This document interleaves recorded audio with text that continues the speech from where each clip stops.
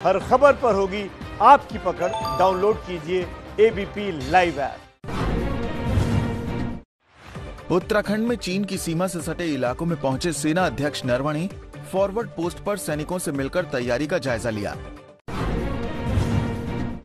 सीमा पर पाक की कायराना हरकत जारी।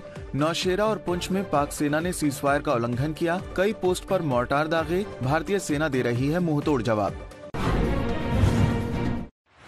जम्मू कश्मीर में सैनिकों के बच्चों की अनोखी पहल। सीमा पर चीन से तनातनी के बीच इन बच्चों ने चीनी सामान का बहिष्कार करने का ऐलान किया।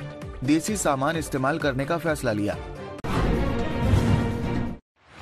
समंदर में बढ़ी नौसेना की ताकत। स्कॉर्पियन क्लास की सबमरीन INS वागीर मुंबई में लॉन्च की गई।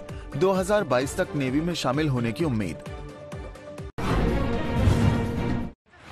जम्मू कश्मीर के शोपियां में सैनिकों के परिजनों का प्रदर्शन। परिवार का आरोप है कि 3 महीने से ज्यादा से लापता है सैनिक। पुलिस और प्रशासन ढूंढने में नाकाम। देश में कोरोना के 47,000 नए केस सामने आए। अब तक 1,28,000 से ज्यादा लोगों की मौत हो चुकी है। कोरोना से ठीक होने वालों की संख्या भी 80 लाख के पार पहुंची। महाराष्ट्र में कम होते कोरोना मामलों के बीच स्वास्थ्य विभाग ने दी चेतावनी। कहा जनवरी फरवरी में कोरोना की दूसरी लहर आ सकती है। पहले से ज्यादा खतरनाक होगी दूसरी लहर। देश में सबसे ज्यादा कोरोना केस दिल्ली में आ रहे हैं। कल दिल्ली में रिकॉर्ड तोड़ 8,500 नए केस सामने आए। दिल्ली में अब तक 7,000 से ज्यादा लोगों की मौत हो चुकी है। दिल्ली में तेजी से बढ़ते कोरोना मामलों के बावजूद भी लोगों में लापरवाही। दिल्ली के सदर बाजार में दिवाली की खरीदारी के लिए लोगों का हुजूम उमड़ा।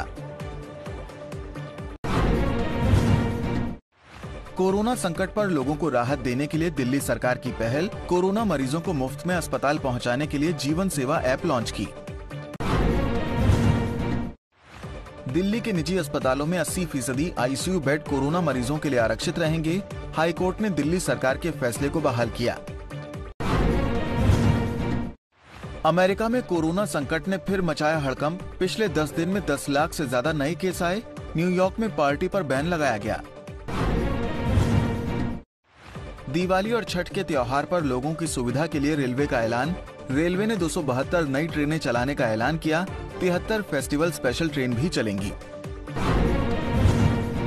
यूपी के कानपुर में बिकरू कांड में बड़ी खबर। SIT की जांच में दोषी पाए गए SSP अनंत देव को निलंबित किया गया। रिपोर्ट में 80 अधिकारी और कर्मचारी दोषी पाए गए। फरीदाबाद में निकिता मर्डर केस में जल्द फैसला आने की उम्मीद जगी। फास्ट ट्रैक कोर्ट की मंजूरी मिलने के बाद अब हर रोज होगी केस की सुनवाई। ड्रग्स केस में अभिनेता अर्जुन रामपाल और उनकी करीबी गैब्रिएला से NCB ने 6 घंटे तक पूछताछ की। अर्जुन रामपाल को पूछताछ के लिए कल भी बुलाया गया।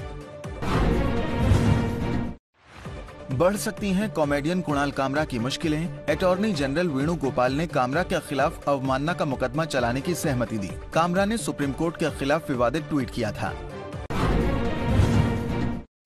ग्रेटर नोएडा में दारोगा का हाई वोल्टेज ड्रामा। सोसाइटी में गार्ड से मारपीट की। सरेआम रिवॉल्वर लहराने और पत्नी से मारपीट का भी आरोप। आरोपी दारोगा को निलंबित किया गया। यूपी के अलीगढ़ में दुकान लगाने को लेकर 2 पक्षों में बवाल। जमकर पथराव हुआ। 3 लोग घायल हुए। पुलिस ने 7 लोगों को हिरासत में लिया। प्रदूषण बढ़ने की वजह से देश के कई इलाकों में पटाखों के खिलाफ अभियान जारी। मेरठ में पुलिस ने भारी मात्रा में अवैध पटाखे जब्त किए। मणिपुर में सेना और पुलिस को बड़ी कामयाबी। 287 करोड़ की ड्रग्स बरामद। देश में नशे का कारोबार करने की साजिश हुई नाकाम। दिल्ली में जहरीली हवा के साथ यमुना में भी प्रदूषण की मार। दिल्ली में कालिंदी कुंज इलाके में यमुना में झाग की मोटी चादर दिखी। यूपी के ग्रेटर नोएडा में ज्वेलर्स की दुकान में सिलेंडर फटने से धमाका। ब्लास्ट से दुकान में लगी आग। स्थानीय लोगों ने सूझबूझ से बुझाई आग। देश में आज मनाया गया धनतेरस का त्योहार। बाजारों में दिखी रौनक। सर्राफा बाजार में भी धनतेरस की धूम नजर आई। बॉलीवुड अभिनेता आसिफ बसरा ने की खुदकुशी। हिमाचल प्रदेश के धर्मशाला में फांसी लगाने का दावा। पुलिस मामले की जांच में जुटी।